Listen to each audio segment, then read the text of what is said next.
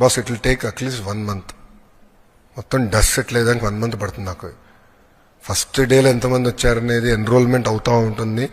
మీరు ఎక్కడికి వెళ్ళినా మొదటి 1 month ప్రైవేట్ నుంచి కొంత పిల్లలు మాకు వస్తారు, మా దగ్గర నుంచి కొంతమంది వెళ్తారు, లేదంటే ఈ స్కూల్ నుంచి ఆ స్కూల్ మూమెంట్ ఉంటుంది. సో నేను ఇప్పుడు ఒక నెంబర్ కమిట్ అయ్యి మళ్ళీ తర్వాత వేరే నెంబర్ బయటకు వస్తే అది కరెక్ట్ కాదు. So you have to give me time till July 5th అమ్మా. So that things will settle down for.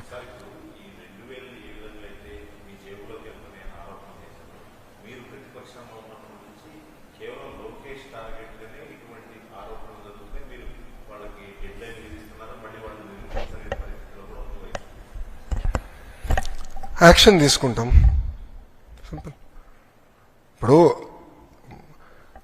ఇప్పుడు పరిస్థితి ఎలా ఉంటుందంటే వైకాపా పాలనలో వారు ఇప్పుడు కూడా చూస్తే మా పైన ఆరోపణలు చేసి పారిపోతారు. నిరూపించమంటే ఒకటి కంపడ్డాడు. నేను 24 గంటలు టైం ఇచ్చా కదా, నిరూపించమన్నాను. ఆ 2,000 రూపాయలు నా జోబులోకి పోయిందన్నాను అని అన్నారు. నిరూపించమన్నాను, లేదంటే స్టేట్మెంట్ విత్డ్రా చేయమన్నా, లేదంటే there will be action. No second thoughts, there will be firm action, no debate. అవును,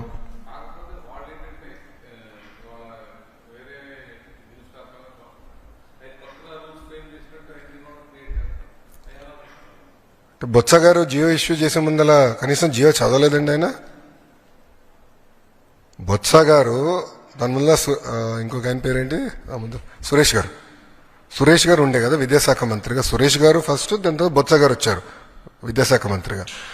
వాళ్ళిద్దరు మంత్రులు ఉన్నప్పుడు కనీసం జియో చదవలేదండి. I'm ready, we have followed the same guidelines, nothing has changed.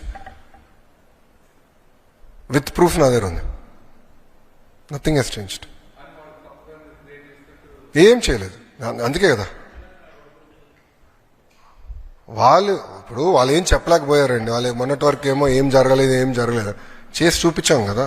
మాకు ఒక వెల్ఫేర్ క్యాలెండర్ కూడా ప్రకటిస్తామని చెప్పాం, ఇచ్చిన హామీలు నిలబెట్టుకుంటాం అని చెప్పి సిస్టమేటిక్గా మేము వెళ్తున్నాం. ఇప్పుడు ప్రభుత్వానికి సంక్షేమ అభివృద్ధి అనేది జోడెద్దుల బండి అని నిన్న కూడా మీకు చెప్పా. ప్రజలు మమ్మల్ని గెలిపించింది సంక్షేమం ఒకటే కాదు, ఉద్యోగాలు కల్పించండి కూడా కోరుతారు. మరి రోడ్లు బాగా చేయండి అంటారు. మాకు క్లియర్ మ్యాండేట్ అటు ఇచ్చారు, ఇవన్నీ చేయండి, పెట్టుబడులు తీసుకురండి.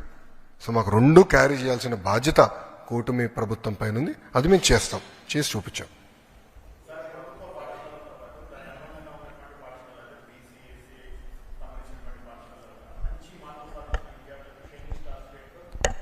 అవునండి, అవును.